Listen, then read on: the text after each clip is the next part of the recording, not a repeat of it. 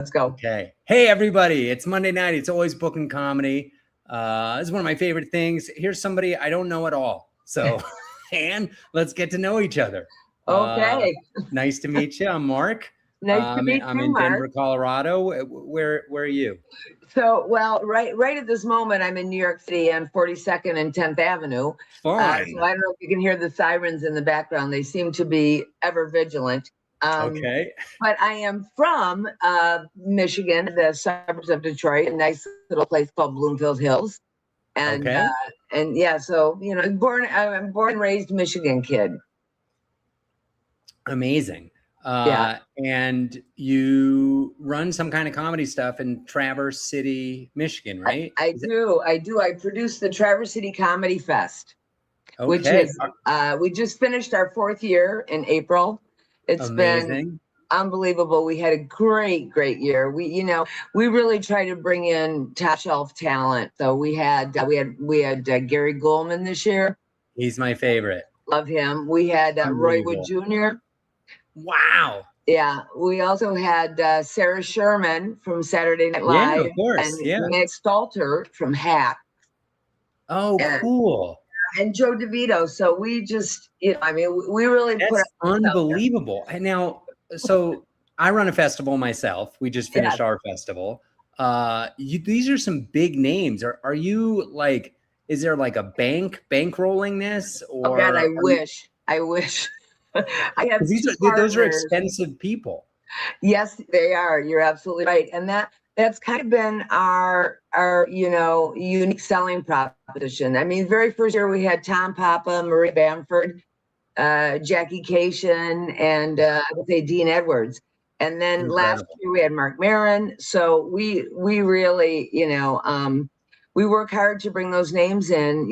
Traverse City is the biggest tourist city in the state of Michigan and one of the biggest in the Midwest, and it's beautiful there. And they have a really good selection of venues. They've got gorgeous opera house, and so all of it can be a perfect storm. And you know how it is. You run a festival. You cross your fingers that you break even and that you might be able to put a few dollars in your pocket at the end of the day. Never is enough for the amount of work and love that goes into it, but this is what we do when we're not telling jokes on stage. Yeah. Incredible. So do you have to work with agents and have very long contracts? And tell me. Well, yeah, I've built some really good relationships with the folks at United Talent, also at CAA and Gersh and IGA, the major places. It's taken years, but I will tell you, in the instance of Sarah Sherman and Meg Stalter, they're doing like a dual headlining show right now. They're just kind of rolling it out. I think we were one of the very first cities they came to. And my buddy Mike over at United Talent, pitched them to me. And of course, I knew who Sarah was and I knew who Meg was, but I didn't know if everyone else did. And I was like, I don't know. And he said, no, you got to trust me on this one. And he was totally right. We sold out, very quickly. And it was one show. So so it's how how it is. It's always a nail biter. Yeah. Do the headliners fly in and out in like a 24-hour period? Yeah. Well, you know what? For the first time this year, we had Sarah stayed for 2 nights and Gary Goldman stayed for 2 nights. Usually they're in one day, out the next. Mm-hmm. And I will tell you, Roy Wood Jr., such a sweetheart. He got to the hotel. He was a little early. His room wasn't ready. So he was hanging out with the comics in the lobby. He killed at his show at the Opera House in Traverse City. And then he went with us over to a late night show and did a set on another show. Oh, no. So that, and another thing we do is we house all of the comics in the same hotel along with headliners. So it becomes this kind of, 3-day party with some, with a bunch of shows thrown in. So there's some of the comics refer to it as comedy camp, but that dynamic of everybody in the same place, nobody's got to drive. It's a very walkable town. So you could walk to almost all of the venues from where we're located. And the late night venue is literally across the street from the hotel. So it's an exhausting weekend, but it is a great time. I'm very proud of it. We live in and I've been looking at your festivals too, totally legit, great stuff. But you know how it is. This word festival gets bandied around in a lot of places that it's, I think taking some liberty sometimes. Yeah. Yeah, there are definitely different levels to festivals. And I've heard for years about the Traverse City Comedy Festival. You run into comics, you ask them, what gigs have you done recently? Who's paying well? Who's, what festivals are fun to go to? And you just hope that you're in the mix of absolutely. Fun, But I think I'm very proud as a regional festival that we've been able to, to bring this talent to our state, to this city, which I love. It's my second home in Michigan. And that, people, we're Midwesterners, right? So, we're very close to the ground. We're good people. We're very grounded for the most part, even though our weather's all over the flipping map. But people are very appreciative, and we have a benefactor. There's a women's resource center that we support as part of our festival, and the tourism bureau, Traverse City Tourism, could not be a better partner.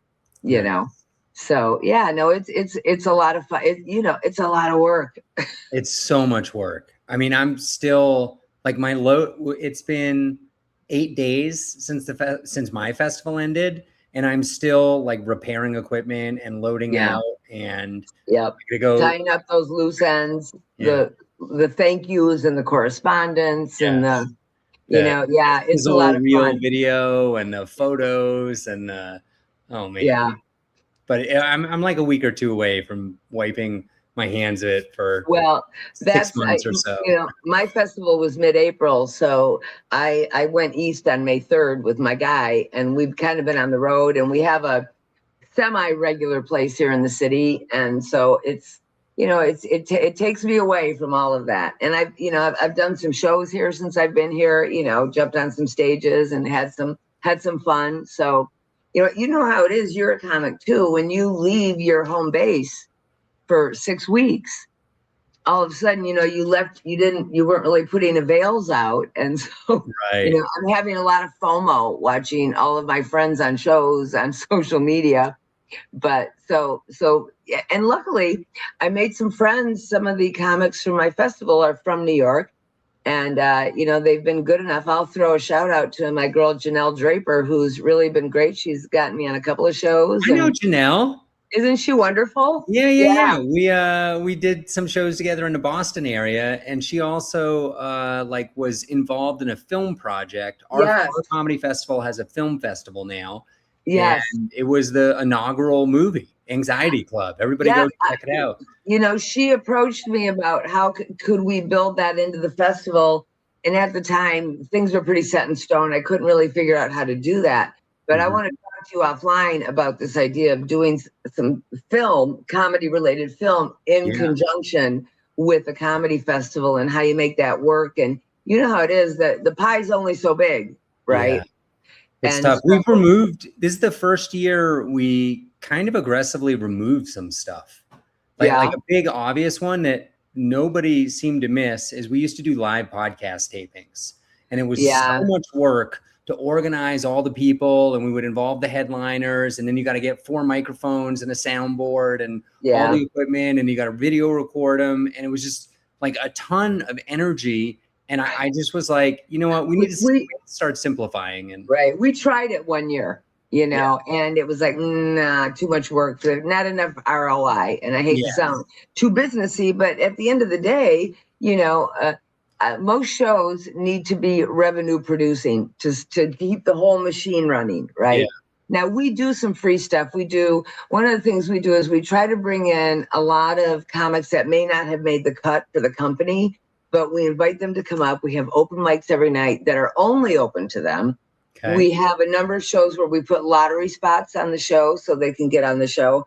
And all of our workshops and that sort of thing are open to everybody. So we're trying to create that environment to really bring people up there.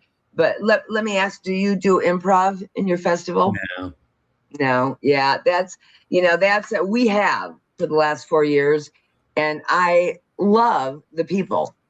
and it's, Traverse City actually has a couple really strong improv groups. So that makes it work. But I think it's tricky when you mix those two disciplines, you know. Yeah. I even tried to do a workshop this year where it was comics that did both stand up and improv. And I thought I would be bombarded with people that wanted to be part of that. And it was a little tough, So we're not walking away from it, because I think those folks really help to support, and there is an audience there for it. But I do notice that I don't see it in a lot of other festivals. Yeah. Do you do like Q&As with the headliners that are like formal between the submission comics and? When we can get them, their schedules are tough. Now, I will say that, Gary was, because everybody's in the same hotel, he's kibitzing with all the comics after his show, right? And we do actually, we brought in 7 or 8 industry people this year, bookers from around the country, and 3 or 4 specific to Michigan. And we did a couple of panel discussions with them. And so, and a lot of these people are, and oftentimes a headliner will drop in on those. I'll never forget year 1, Maria Bamford sitting in the back row of the room, taking notes in a session. I was like, oh my God, that was so crazy, but they'll pop in, you never know. Yeah. But Q&A, but you don't contractually obligate them to do anything like that. That's hard to do. A lot of that is in the moment. Okay. And Mark, you know how it is. I'm guessing you work with some agents that I don't at all. I have a pretty hard line about not working with agents. Well, it adds a layer for sure, and I love most of them, but I often find that, and I don't want to talk trash about agents, because I would never do that. But their presentation of the artist to you as a booker is really like, sometimes I'm scared to death when these people walk in. I don't know what I'm going to get. And I will tell you, every single headliner we've ever had could not have been lovelier, could not have been more open to do things. I'll never forget Tom Papa at 5 o'clock in the morning doing a live radio remote from the lobby of the hotel on his way to catch his plane. Just really, really good people. Yeah. So the agents I love, some more than others. Yeah, I'm trying to book headliners a couple years before they agent up, and won't. Yeah, that's super smart. Yeah. And we've had a number of headliners that we had a direct line to, and they agreed to come and do the festival, but then you still, then it gets turned over to their folks. Right. Yeah. And it's a lot of coordination and a lot of, I think I hate the word schmoozing, but just getting to know them. I had one agent one time tell me, "You're my favorite festival producer." I'm like, "Oh my God, could you put that in writing? And I'm going to make a plaque and put it on my wall so that everybody can see that." Yeah. So tell me a little bit about, like, during the weekend, the team that pulls this off. Is it just you running around? Or? Oh God, I wish. We've got, no, I don't wish. I have 2 partners. One, a guy named Stuart Lazar, who actually owns the comedy club in Traverse City. And then our 3rd partner is a guy named Bob Phillips, who is a national touring headliner. And we brought him into the festival this year. We had another partner for the first couple of years, and that sort of, we split off. And then we brought Bob in, who luckily, owned an ad agency for years. So he brought his media team with him. And, on top of that, I've got an amazing production director who does a lot of the coordination with the venues. We have a team, some comic friends that I have that have been on the festival a few times already, that are taking a break, that'll come up and be a showrunner at a venue. Okay. And so what does a showrunner do? They're running the venue, okay, the night of the show, making sure everything goes smoothly. They're the interface with the talent. And, okay. We do one show that has 30 contestants in it, and 3 judges and a host. So there's a lot of stuff that goes on. But they're great people. I have one gal, a very good friend of mine, who's been working with us for a couple of years, and she has an improv background. So she runs that night, those shows in that theater, and I know she's How many right. nights is your festival? Just 3. We tried 4 one year, and it was just too aggressive. You know how you have a little Friday, Saturday, Sunday? Usually Thursday, Friday, Saturday. Okay. You know, we did Wednesday one year, and it was just we stretched too thin. Yeah. But it was okay. No complaints. What are the sizes of your venues? Like from small the largest is the City Opera House, which we use predominantly, seats about 672. Wow. And then we partner with a beautiful hotel in the market called the Park Place, and they can actually put a little over 700 people in their venue. And that was where we had Sarah and Meg's show on opening night. And I just remember standing at the back of the room and just seeing that all in one, a sea of humanity. It was amazing. And then aside from there, there's a 250 seat venue and a 150 seat club. And, you know how it is. Sometimes you got to spread it into a lot of places. Right. And, we've made, this year was interesting because we had a fella comic that we knew that was going to open a small comedy club in downtown Traverse City. And then the deal didn't happen. And so the 5 shows that we were going to do there, I had to split up with 3 different venues. It was the dirty shows. And then, but we partnered with a bar there for those shows. And then actually our hotel, the Hotel Indigo, I have to shout out, which is part of the IHG group. They transformed their ballroom into a show stage. We did an improv, we did a murder mystery show there, and we did a showcase there. They were great. And then we had this brewery, which, somebody really sold me on it. And I was like, okay, let's go. And I signed on, and we went on the site visit, and I just was having trouble visualizing how this was going to happen there. But it came out perfectly. So, when you got a good crew, and I will tell you one thing I have learned over the years is how to delegate. Okay. Because I don't know about you, I'm a little bit of a control freak. I'm very right-brained, ADD. And so to give, power to someone else to take something on is hard for me. But the older I get, the better I get at it. And it makes such a difference, when you have an army. We had a staff of 17 people, all in. And then, another 100 volunteers, so it's a lot. That's a big production. So how do you do ticketing? Do you sell just individual tickets, or can people buy? We work through a ticketing platform, and it has been that way.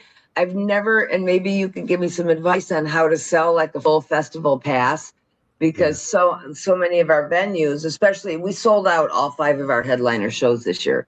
So, the problem with an all access ticket can be, what if you you count seats for every show, but then they don't come to every show? How do you, that's tricky for me. But we do a lot of bundles.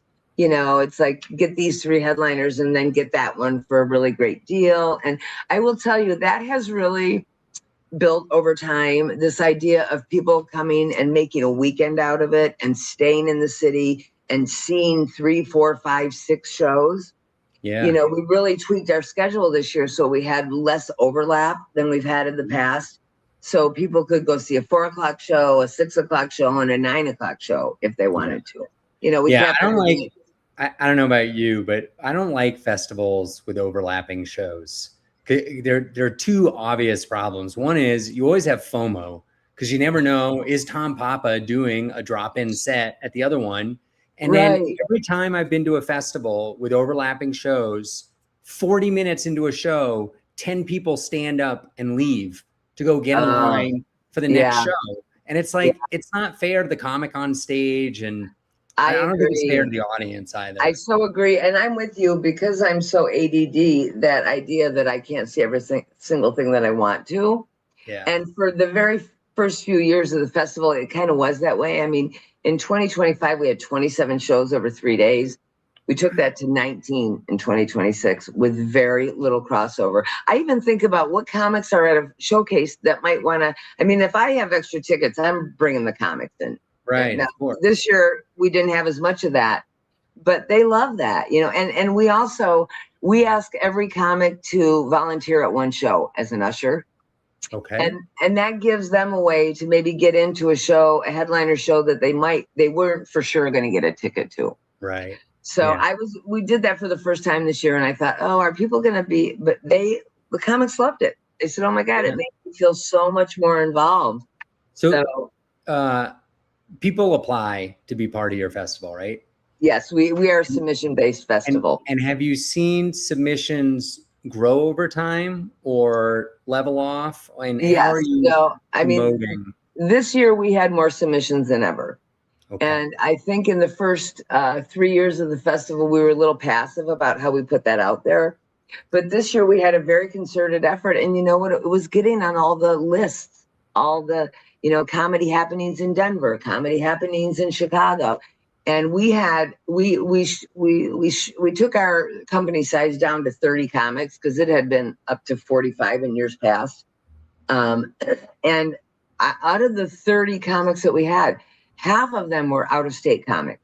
Okay. And the talent that submitted just blew me. It was off the charts. And, we had, when you have over, 300 submissions for 30 spots, people, a lot of feelings get hurt, especially when it's a regional or a statewide festival. And we've had a lot of comics that have been on the festival before, and that's great. And I think I have 4 comics that have been on the festival every year, and that's great. But we want to keep promoting other people, new people. And you know how it is. You're the most loved or the most hated, depending on who you talk to. Right. Yeah. And I've really gone out of my way to have the vetting be less dependent on my taste. Yeah. Well, I don't watch any tape. So I don't in the first round. Okay. We have about 12 people that are part of this, and it's all kind of, figured out. I don't want to give away our secret sauce. Sure. But then when we get down to here's the ranking and then I start looking at it. Okay. But before all is said and done, I do go back and look at all of the submission tapes, which is hard. You know how it is. People ask for advice. Where could I do better? I'll tell you, I don't know about you, but the single thing is the quality of the video clip. Yeah. I've had so many comics that I know are so talented and so funny, and they didn't make the cut with our panel because their clip was either from an iPhone or somebody's holding it in the back next to a margarita machine. There's a waitress, a server standing in front of the frame for 30 seconds of the video. I have those clips too, right? But at some point you gotta really think about that, and now you have a lot of people doing, dry bar and open bar specials, and they've got multi-camera videos now, and that, that's expensive, and you gotta kind of be into it for a while before you can do that. But that makes a big difference. It really, really does. We got a related question from North Carolina here. You got me ready to book a flight to Traverse City. How important is a social media presence with getting booked, or is the video submission the most important? Well, I thank you for that question. I do agree that social media presence has become such a gigantic part of our business. And sometimes I think it might be to the detriment of the business.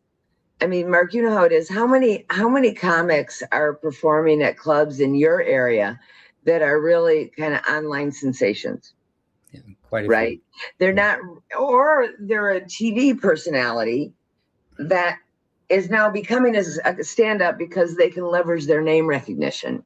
Yeah. And we do look at that for sure. I mean, listen, I want our comics to help push the information out, but that's not first and foremost. Our criteria is, number one, are you funny? Did you make me laugh in the first 30 seconds of your set? Is your stage presence on where it should be? Are you different? How are you different? And in any we know what the odds are in the business. The majority of people in the business are guys between 25 and 40, right? Yeah. I mean, for women like to say, oh, women don't get enough opportunity in comedy. I'm like, zip it. we, the numbers are in our favor. Just do your best work and you're going to do well, because I do believe that bookers really, really, truly do want to have women on their shows. Yeah. But, so I'm all about quit the griping, ladies, and let's just do good work and get booked. Right. But, we also try to have as much diversity as we can. We really look at those numbers. What is our male female ratio? I wish that could be 50-50. It just doesn't land that way. We're very big on comics over 40. There's so much talent right now out there with comics that are established. They have an audience, they bring people with them. And I think a lot of festivals really don't take a look at, and I'm saying this, of course, because I'm one of them, but I think festivals, and whenever I have a festival producer say, what could I do better? I'm like, I don't know how many comics over 40 you're hiring, but you should look at that because they not only have decent social media followings, they have name recognition and they bring people in. Yeah. So I think that's important. We really look at having good LGBTQ representation. I'm very proud. We've had a number of trans comics that have been in the festival, 2 this year, one that's been with us 3 times. And then also, what's the other thing I'm thinking of? Age, well, and then, BIPOC, good representation from that Black, Indigenous, people of color category. I think that, Traverse City is a very Midwestern Michigan town, right? And, it's pretty, it's pretty white, but I will tell you the audience is there, and they're not all from Traverse, but most of them are from Michigan. They embrace this kind of diversity, to see this kind of talent. I've never really had people complain about someone, when your Rory Scovel did some bits, some religious stuff, and I don't know, somebody got their nose out of joint about that, but and really, I mean, that's so limited. I'm sure you see that too. Sure. Can I ask you about the industry? It sounds like this year you had a push for industry. How did you make that happen? Are you helping pay for a vacation? Well, where did you find the industry, et cetera? Yeah, I mean, it depends. We had 7 industry people there. 4 of them were people that book inside of Michigan. One books a major comedy club in Detroit. One books another comedy club in Detroit. And, we, for some of them, it's a hotel room. We're going to put you up for the weekend. You could go to any show you want. And we ask you to be on a panel. Generally they're great. We also had, Ron Feingold, who is the founder who runs Open Bar Comedy, which is a new kind of, not different than Dry Bar, but very cool. The dirtier Dry Bar. Yes, exactly. The not so clean.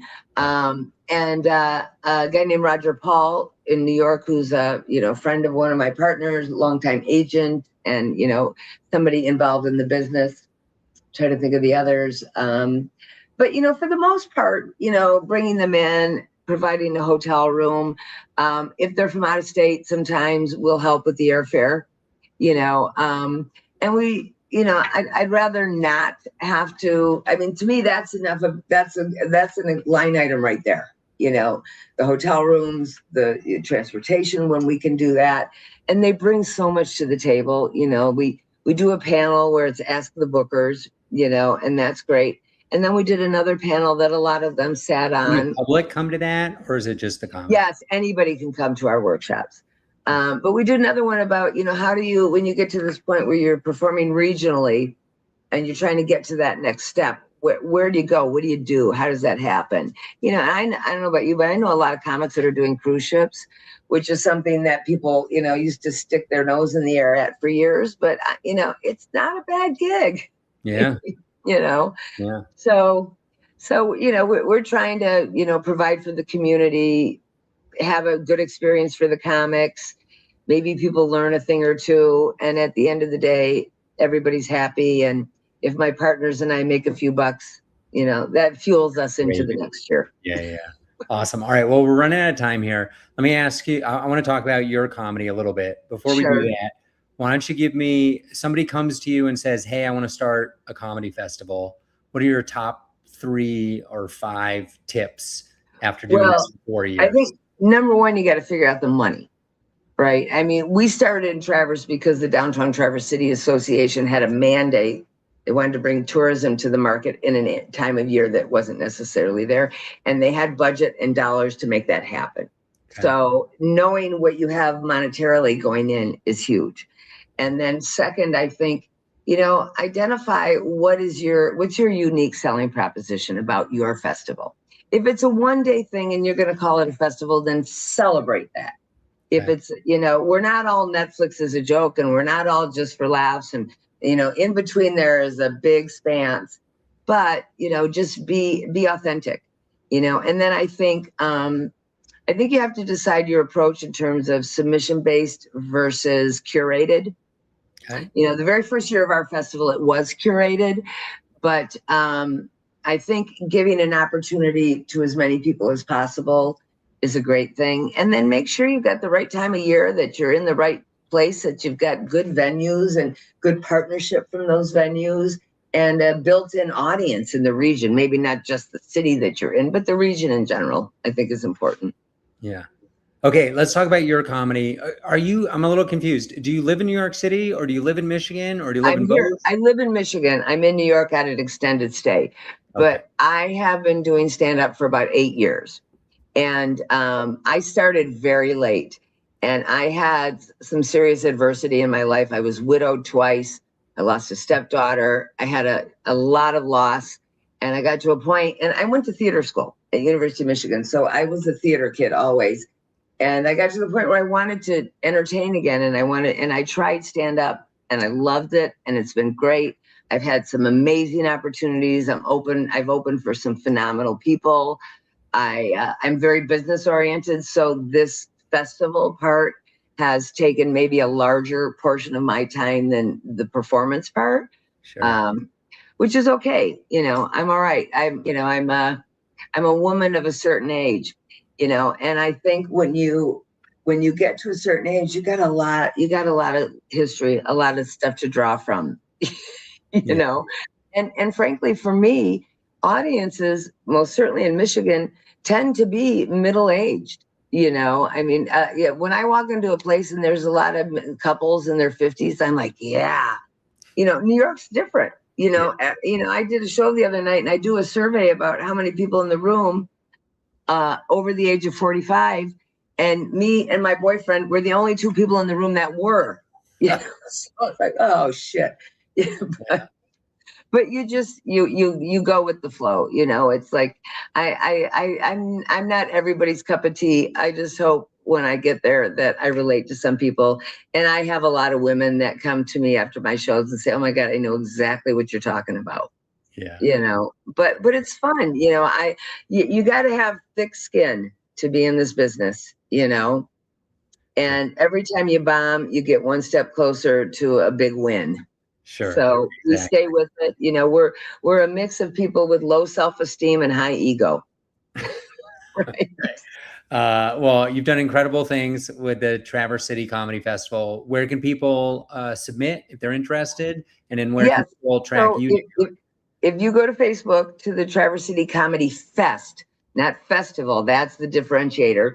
Or if you go to our website, traversitycomedyfest.com, right now it's all reviews about this year, as we haven't put, the dates have been announced for next year, April 15th to the 17th, I believe. And submissions will probably open in December. We've got about a 60-day window, and then we announce, a few weeks after. What, 5-minute tape? Is that what they're? Yeah, 5-minute tape, a short bio, less than 100 words, and headshot. Okay. And that's pretty much it. Okay. And where do people track you down? How to get you? Say that one more time. Where do people track you down as a comedian? I'm at AnnDuke.com. You can find me at Ann Duke on Facebook. On Instagram, I'm at the Duchess 59. So, with the name like Duke, the Duchess is kind of my handle. And 59 is not my age. Well, I won't tell you what that stands for. I think when I said it, it might have been my age. Okay. But anyway, so fun to be with you. Yeah, of course. Stick around. I want to gossip a little bit about some Sure. stuff. And Absolutely. thanks everybody for tuning in. This was an incredible episode, Ann. Great job. Thank We're you. really Great gonna love fun. this. I enjoyed it. And we'll see everybody next